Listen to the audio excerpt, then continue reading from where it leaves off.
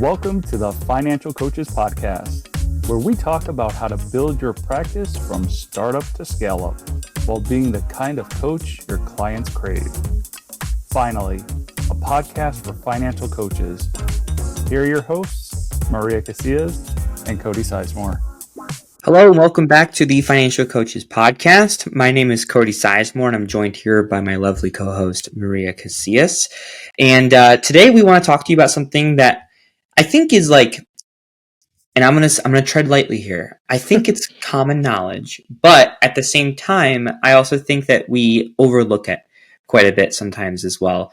So I'm excited to jump into this topic. But before we do, wanted to just remind you guys about a few things. Number one, if you guys have been listening for a while now, we know that you are an every weeker, which we really, really appreciate you. If it's your first time listening today, we appreciate you as well. And hopefully you become an every weeker to where you listen, wait for it, every week, right? So hopefully you become that as well. And a few weeks back, or maybe even now it's been like a few months back, we had announced that we launched a new program for people who are wanting to get started with financial coaching, whether it be get their first client, get their next client, whatever it may be.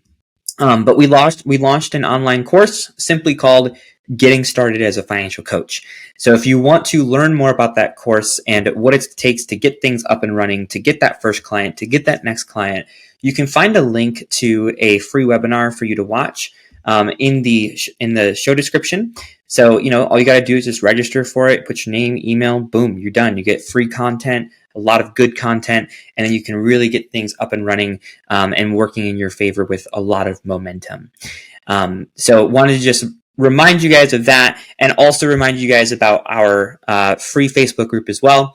That is called The Financial Coaches Community by New Money Habits. And you can find that on Facebook. All you got to do is just type it in, press enter, boom, and then you got to just join it, and then you're done, right? So there's a lot of good stuff happening in there.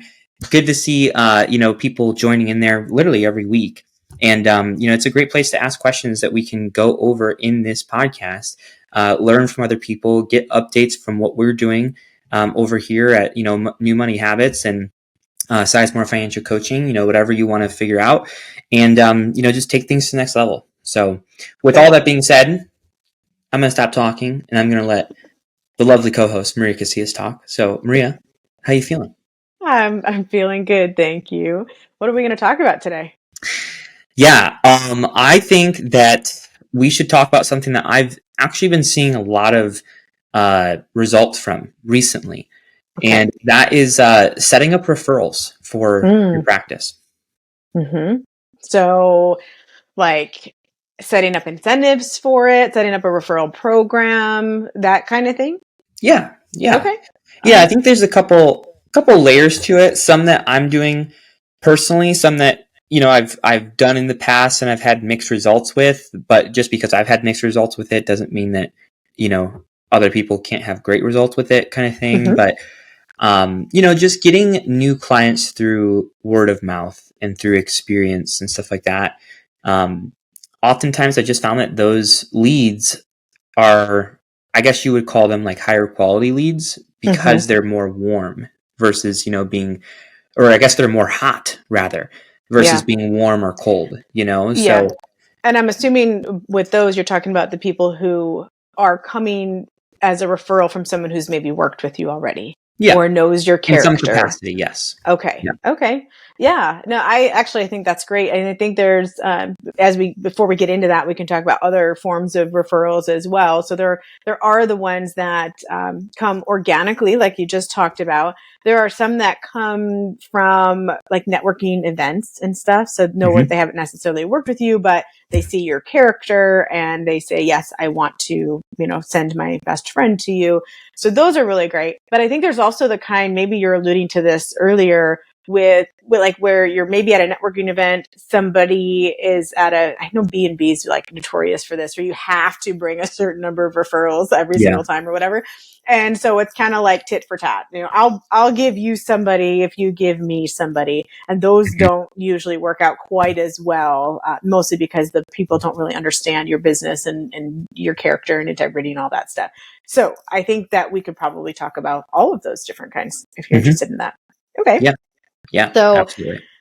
before we get into any like real tips for people, I just want to share this because I think it's just a story that it shocked me, to be honest. So I had, I'm going to use the word friend, but I'm using it very, very loosely because like we literally started our businesses together. We were accountability partners. She was at my wedding. Like I really did think that this person was a friend. And then some stuff happened, and I'm just going to say probably mostly politically it happened. And out of nowhere, she just like totally said, oh yeah, like, let's just get real. This relationship isn't going anywhere. It was so weird. It was so overnight. And I mean, it literally shocked me. I was like, I have no idea where that came from.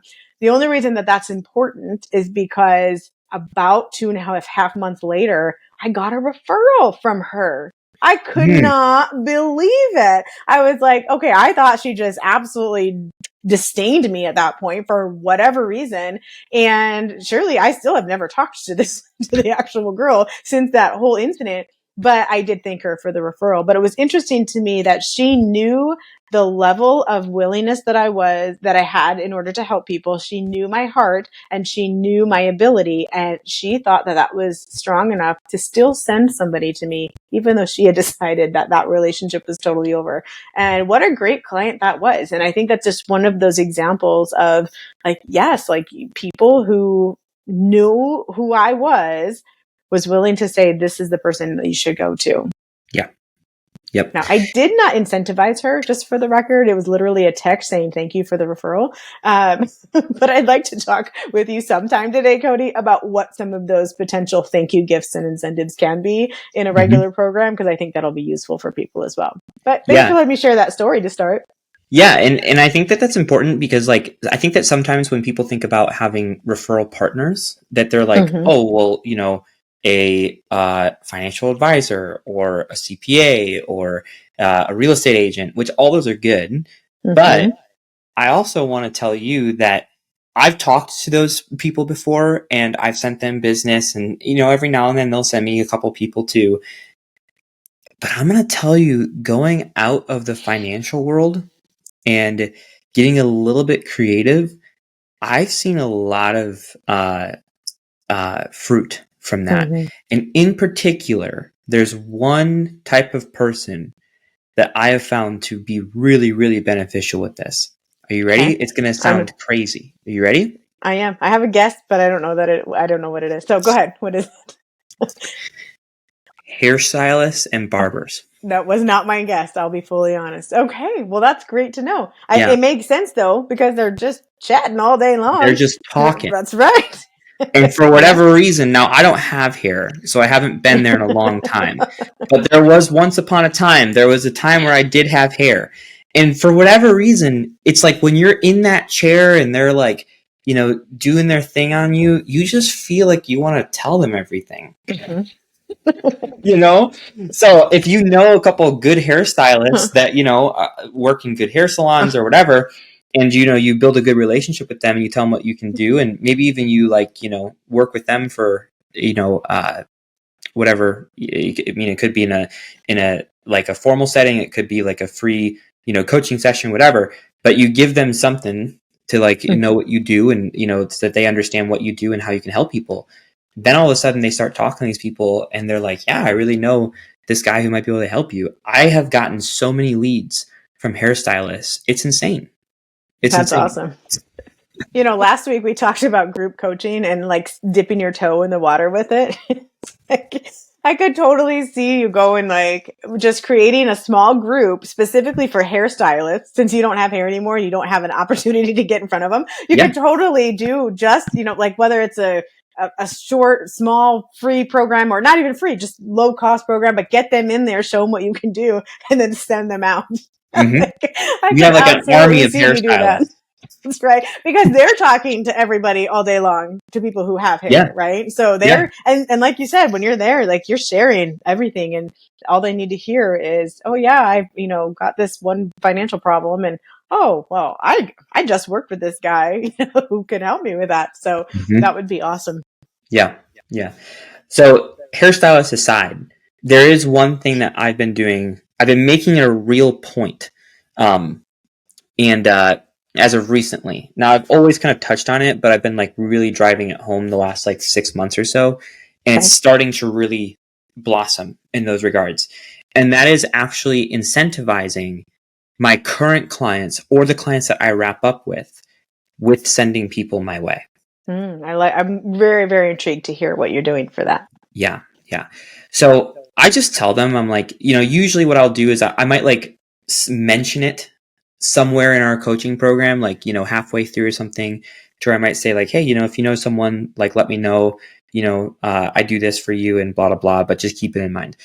So I kind of like plant the seed halfway through the program. And then at the end of the program, when they quote unquote graduate or they move on into the maintenance program, which we talked about last week, I will bring it up formally and I will say, hey, now that you've gone through this, if you know anyone that you feel might benefit from this, please introduce us. So that's the key, is don't say, send them my way.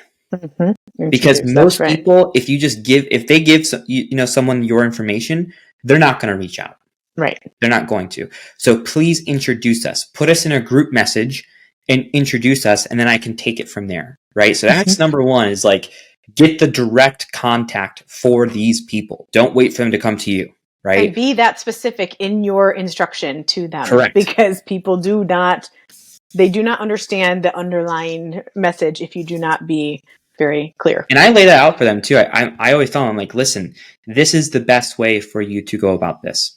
Put us in a group message, introduce us, and then I can take it from there. And the reason for that is because most people won't actually reach out because they're, embarrassed, they're nervous, they're scared, whatever it might be. Right. Yep. So I tell them that first and foremost. But then I really tell people, I'm like, listen, if you send someone my way and they actually become a client, I do give you some sort of like financial kickback. Now, I don't put a number on it. I just say some sort of financial kickback. Okay. Typically what I do is like 10% kind of thing. But that's that. With doing that, and you don't have to do that, but with doing that, it creates a win-win-win situation to where I'm winning because I'm getting a new client. The new client's winning because they're getting the support that they need. And then the past client, or I don't know if it's past client, but the client that you've already worked with, they're getting a win because they're getting some financial compensation for that. So if they get, like, let's just say if someone signs up for a $4,000 coaching program and that client gets $400, they're going to be like, that's sweet. I want another $400. So then they'll just keep sending you people.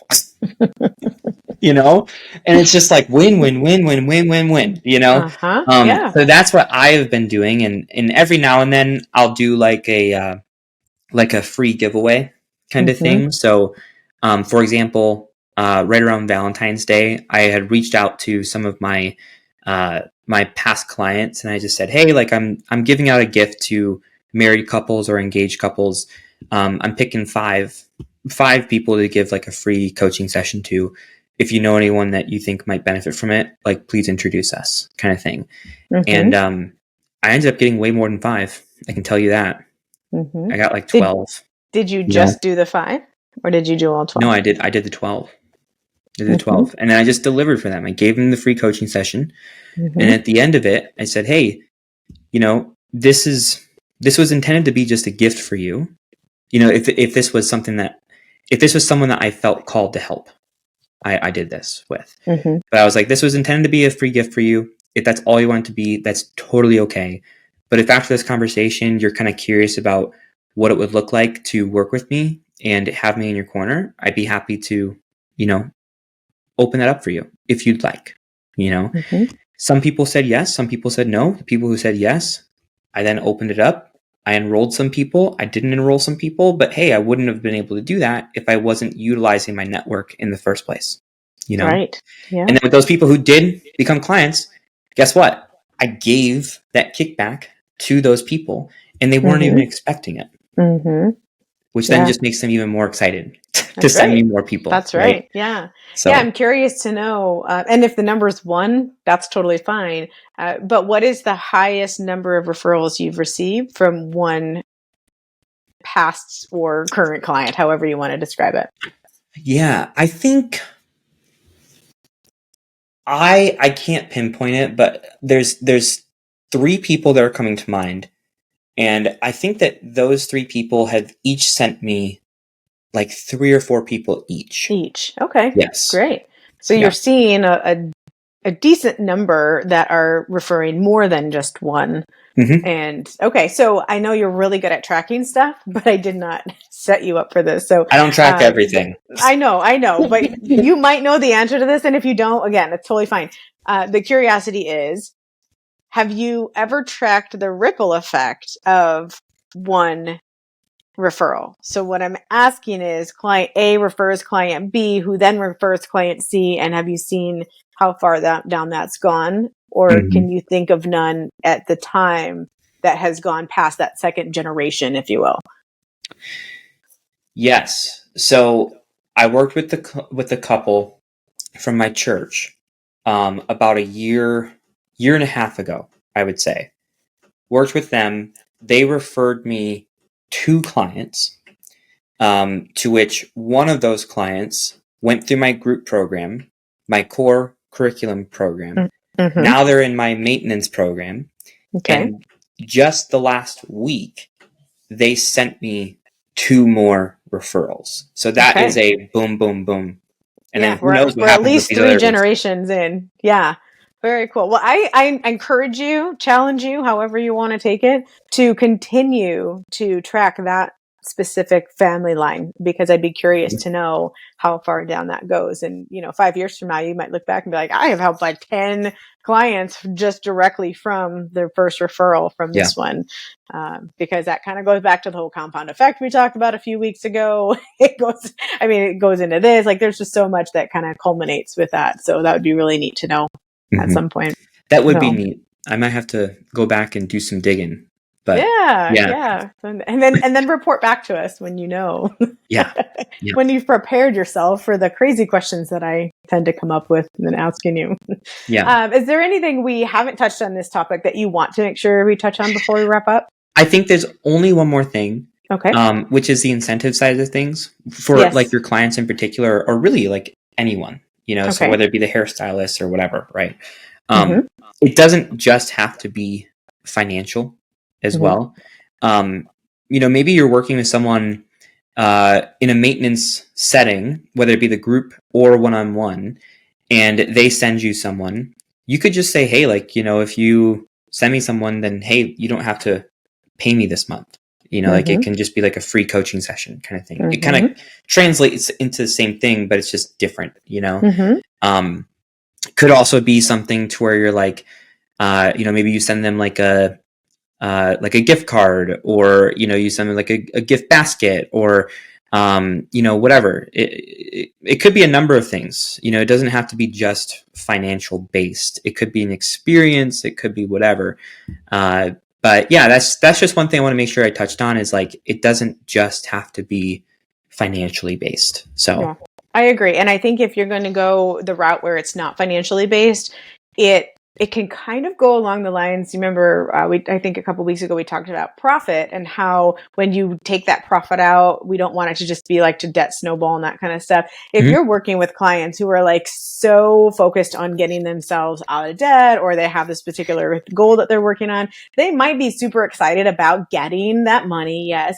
But they also might be very limiting in what they're willing to do for themselves or for their family. And so if you're going to do some sort of gift card or experience, understand that it's going to have the biggest impact if you do something that you like they would absolutely love. So maybe that particular family loves to go miniature golfing, but there's no way they're going to do that because they're stuck in the thick of all of this. And they're like, nope, we're not going to do any of that until we're debt free or whatever.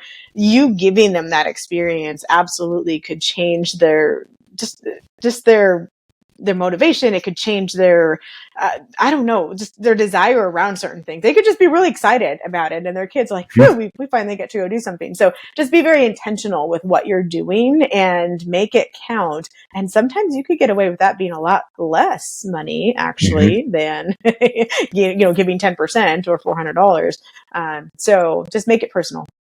Yeah. And that goes a long way because it's like, I mean, if you think about it, like if you pay attention to what a person loves to do or what they value, and you're able to just provide that for them, even if it's just one time, yes, they're going to really, really appreciate that. Like a lot, and that's going to go a long way to where anytime that someone brings up something about finances, they're going to be like, this person is amazing. Yeah. Yeah, absolutely. Like you could create a really great date. Like if they don't go on dates very often, you could, I mean, $400. I know I'm using that number because you used it as just a general idea, but, I mean, you could, buy flowers for that. You could put a whole dinner date together. I mean, you could make them just feel really, really special and doing something that there's no way they would take the time or the money to do in the moment and the position they're in. And yeah, you're right. They're just going to keep singing your praises. So that's really, really cool. Very good. The power of referrals. Yes, absolutely. I think the one thing that we didn't really get into, and I don't think we need to, so I'm not going to go there, but just the idea of swapping referrals. I just want to tell you, a lot of times that doesn't work. I mean, it's just because there's no real connection. There's no real incentive for it. And then if there is an incentive, it's solely driven by like something material or money based or whatever. There's not soul to it. So, I mean, I remember that from the direct sales business, like, oh, you do this for me and I'll do this for you. And 8 times out of 10, it never really was reciprocated. So just don't start there, I guess is my point. If it ends up being a natural progression in your business and you want to be networking, that's one thing. But definitely ask the people who already know you and your heart, and you will probably see that go a lot further. Yeah, I agree. Very good. So, all right. Awesome. Well, hey guys, thanks for tuning in this week. Especially for those of you who are those every weekers, we always want to show you guys that love.